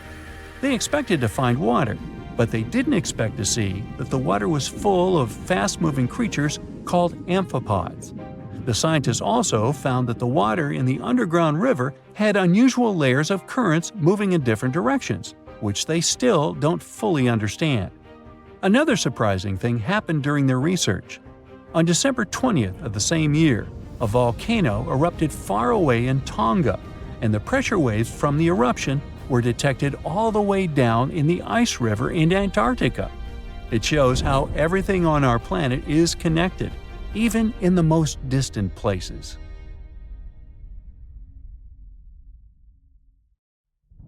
Now here's something. Baltic amber is one of the most common resins found in the world. The reason for this is that due to the vast forests of pine, their numerous deposits are so common, they provide wonderful treasures from long ago. Ants are especially common in the Baltic amber, which comes from pine trees. Its resin is rich in sugar, so the ants often live amongst the trees, close to the easy source of food. One block found in East Germany has preserved one ant that is estimated to be about 48 million years old. Think of the birthday cake. But what makes this find interesting is another animal inside the amber. It's a mite, notorious hunters in the insect world, capable of traveling at great speed. These guys quickly latch onto their hosts, sucking them dry. They're also capable of destroying entire hives in one go. And within this piece of amber, the amber provides a display of their final struggle. In Southeast Asia, feathers belonging to something unique have been found from 80 million years ago. They were captured in resin during the Cretaceous period, a peak time for dinosaurs. The many feathers inside are from the coelurosaur. It looks like a dinosaur, but this animal is more related to birds. Other feathers like this have been found in resin. They belong to avian and other non-flying dinosaurs. The discoveries have helped reimagine what dinosaurs actually look like. Still, dinosaurs may have had feathers instead of being completely bald. Of course, for most of them, the feathers weren't used for flying, but they helped the dinos stay warm. However, the feathers weren't all that was found, and a part of the coelurosaur's tail is also preserved. Still, it's so small and ancient that its DNA hasn't survived to map their entire genome. The enclosed tail is also very delicate, and it can't be removed from its protective amber shell. But although these findings can only be observed, they've still provided a great insight in the evolution of birds. But how does amber preserve things so effectively, even at the initial stages? The trees produce the resin to protect any small gaps in the bark against feeding insects. Its antiseptic nature and lack of water content ensures it doesn't degrade for a long time. This also makes it more resilient as it petrifies over long periods, eventually becoming a fossil. Some of the oldest amber ever found was from the Triassic period, showing how long it can last. The pieces from Italy are about 230 million years old. And inside one of these ancient droplets holds the oldest arthropod ever recorded. This mite found inside has provided a broader understanding to their evolution. Today, they're known to mainly annoy gardeners by feeding on the petals of flowering plants. However, at the time the mite was caught, flowers didn't have any petals, and it would be without this tasty meal for another 100 million years. Now, 100 million years ago, Myanmar was part of Gondwana, the great supercontinent. At that time, Myanmar wasn't part of Asia yet. But it was still lush with a great forest, which contained many species of lizards that lived amongst the undergrowth, hiding away from dinosaurs. Many of them have been stored within amber. This fact helped discover ancestors of geckos and chameleons. By using CT scans, scientists have analyzed them, providing a glimpse into the formation of their scales, teeth, feet, and claws. It also provided an understanding of how these archaic creatures once appeared. Although mostly pieces of lizards, by using modern technology, the scientists have been able to create 3D images of the lizard. These images can reveal how those guys appeared in their full form. The images show that they still retain some of their exact features to this day, like the chameleon's sticky pads used for climbing. A salamander fossil from around 20 million years ago is one of the most intact specimens ever found in amber. Details of its final moments show that it had been attacked before getting stuck in the resin. However, what's confusing about this find from the Miocene era is that the amber was found in the Caribbean, but it came from a tree that's closer related to those from East Africa. The lizard also has ancestry from the same area. Finds like this have opened a whole new understanding about how these small lizards migrated. It's expected that they would have ridden fallen logs, which took them across the seas to new homelands, not only to the Caribbean, but to all continents except for Antarctica. Nobody goes there, it's too cold. In the Dominican Republic, you can find some of the rarest of all ambers. This Dominican amber came from neotropical forests from around 20 million years ago. Many of the trees that made the resin are now extinct. The amber is almost completely see-through and can come in an array of beautiful colors. The most common colors are red, yellow, and even blue, and are easily mistaken for gemstones. One was found with a flea caught in it, dating to when the forest was at its peak and the mammalian variety thrived. Fleas were likely common at the time, and this flea in particular had recently fed on a mammal before getting stuck. However, something more intriguing was found within the flea. While scientists checked what mammal DNA was within the flea, they found that it was carrying an ancient bacterial blight. These blights have been constant throughout Earth's history, dramatically decreasing populations of animals and plants. This now extinct blight in the amber helped scientists determine how much the bacteria have evolved and how it spread. Now, most remnants of insects inside amber aren't much more than the exoskeleton bodies. But with some found in Myanmar, they were so well preserved that even the color of the insects is still intact. Colors in nature appear in three different ways. The first is bioluminescence, that's produced by a chemical reaction within a living organism. The second is about pigments, where the color appears in an animal or plant tissue.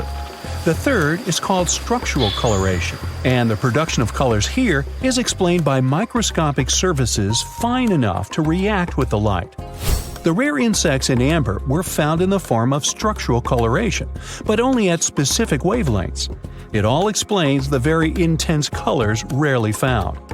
99 million years later, these bugs can still show their vibrant colors – blue, purple, and green. Some of them appear so different in color and shape that they almost look like they're from another world. Which of course they are, a very old one. Ants have been around for about 168 million years, based on fossil evidence provided. They're well known for their social hierarchies and their hive mind system. They've dominated almost every corner of the insect world, but when these social capabilities came about have been difficult to determine. Yet, recently, amber dated from 100 million years ago has shed some light into their evolution.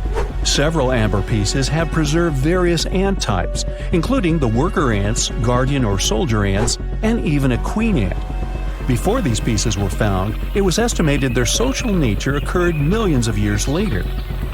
A piece of amber dated 100 million years ago helped shed light on the evolution of birds. A perfectly preserved bird that hatched preserved in amber was already equipped with its flight feathers. With the earlier physical abilities, they would be capable of moving around the nest by themselves at a very young age, and it's expected they could search for their own food almost immediately. But as birds continue to evolve and spend more time in the skies, their brain developed larger for their cognitive abilities. After hatching, their early development was then more focused on the brain, and the chicks slowly became more reliant on their parents over time. In Spain, a massive treasure trove of amber and other fossils has been found. Inside, there were remnants of an entire ecosystem that existed 110 million years ago. A bunch of individual fossils were found. The vast collection includes many types of insects, mollusks, arachnids, plants, 50 different dinosaur bone fragments, feathers, and hair from mammals, and a McDonald's burger wrapper. Nah, just kidding. With the abundance of findings, it's helped researchers understand the ancient terrestrial ecosystem that once existed. With loads of specific details of the environment, they've reconstructed the swamp. This way, it's now possible to experience what it was like in the world of dinosaurs. A hole about the size of Switzerland or South Carolina keeps popping up in the Antarctic ice. This opening is growing steadily, and it took scientists half a century to figure out why. They found the answer with the help of seals. The scientists first spotted this gap, called Maud Rise Polynia, in the Weddell Sea in 1974. They were about to close the case as the hole disappeared, but it popped out again in the following 2 years, and then only in 2016. The giant hole is near Maud Rise, an underwater mountain. This type of hole is a polynia, a rare patch of open water surrounded by thick sea ice. In Antarctica, when winter hits, the ocean surface freezes, and sea ice spreads out to cover an area about twice as big as the continental United States. Along the coast, openings in the sea ice pop up every year. This happens when powerful coastal winds blow off the continent and push the ice away. But it's a whole lot rarer for these openings to form way out over the open ocean, hundreds of miles from land, where the water is thousands of feet deep. Researchers from several universities teamed up to study the Maud Rise polynia using computer models and satellite images. They even recruited some Antarctic seals to help out. These seals wore tiny helmets on their furry round heads with tracker sensors attached to them. Thanks to these sciencey seals, the team could collect water data from the source. After the research, the scientists discovered that the hole resulted from a complex mix of factors. The wind, ocean currents, and the special shape of the ocean floor all work together, moving heat and salt up to the surface. In science talk, this swirling movement is called an Ekman transport. Ekman transport is what happens when wind messes with the surface of the ocean. When the wind blows across the water, it creates friction that grabs onto the top layer and pulls it along. Thanks to the Coriolis effect, which comes from Earth's spinning, the moving water gets pushed at a 90-degree angle from the wind's direction.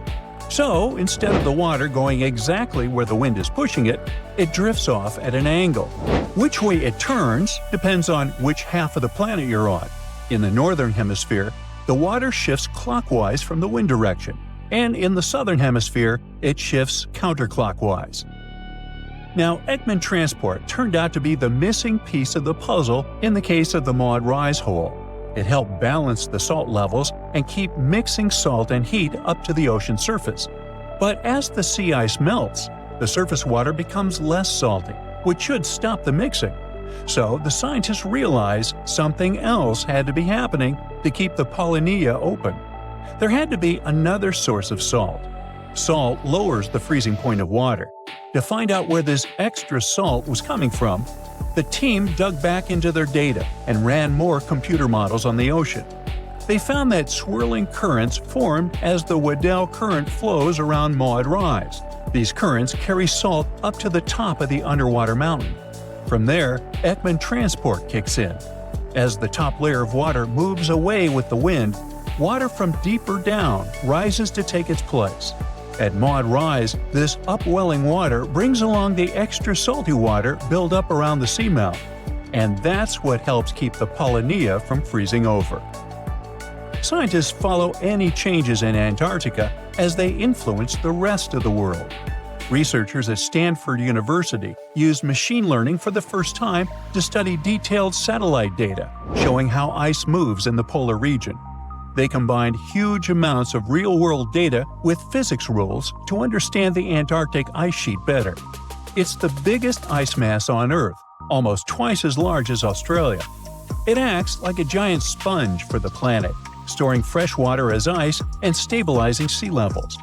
Scientists used to rely on models based on lab experiments, but real Antarctic ice is way more complex, with cracks, air pockets, and different types of ice that behave unpredictably. Instead of trying to model every little detail, the team trained a machine learning model using data from 2007 to 2018. It looked at 5 major ice shelves and created new models showing the ice's resistance to flow. They found that near the land, the ice is compressed and behaves as in lab predictions. But farther out, the ice is stretched toward the ocean and acts differently depending on direction.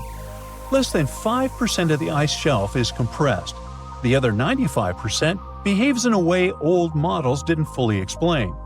This research could seriously improve our predictions of how Antarctica might change in the future. Another recent piece of big scientific news from Antarctica changes the history of birds as we know it. For a long time, it was simple. dinosaurs ruled the Earth until an asteroid hit 66 million years ago and wiped them all out, except for some avian dinosaurs, which eventually became birds like eagles and chickens.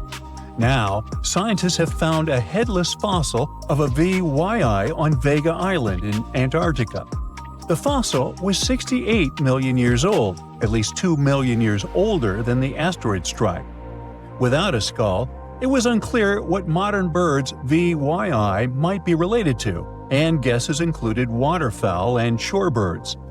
Nearly 20 years later, another expedition found a bird's skull in Antarctica. After careful study, scientists matched it to VYI and concluded it was an ancestor of modern water birds like loons and grebes. If it's all true, VYI is now the oldest known modern bird in fossil records. The skull had a long, pointed beak, a brain unlike any other Mesozoic bird, and signs of strong jaw muscles like mine, which were perfect for diving underwater and catching fish. The body fossil also had adaptations for underwater swimming, similar to modern diving birds.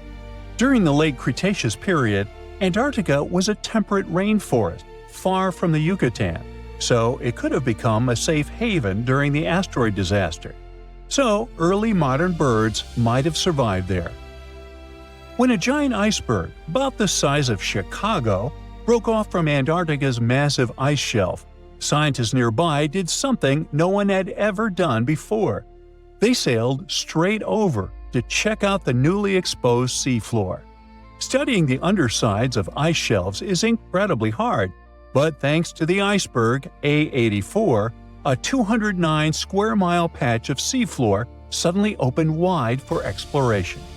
The scientists deployed all their high-tech gear, including a remotely operated submersible and autonomous robots, to collect data about the seafloor and the properties of the water above it. Life exists almost everywhere in the ocean, from the bright, shallow waters to the pitch-black, volcanic deep sea. But the research team was really surprised to find such a diversity of life down there. They found a forest of sponges, giant sea spiders, icefish, octopuses, huge corals, anemones, and even glowing deep-sea jellyfish. Normally, deep-sea creatures get their nutrients from organic matter falling from the ocean surface. But under a 500-foot thick sheet of ice that had been there for who knows how long, that wasn't possible. That meant the creatures had to be getting their nutrients in some completely different way. To figure out how long this hidden ecosystem had been around, the scientists studied the sea sponges. Sponges grow extremely slowly, only about an inch per year, but the ones they found were huge, so they must have been growing there for decades or even centuries. The team is hoping that the mountain of ocean and environmental data they collected during the expedition will help them understand how these ecosystems managed to thrive in those conditions and maybe reveal some completely new species that no one has ever seen before.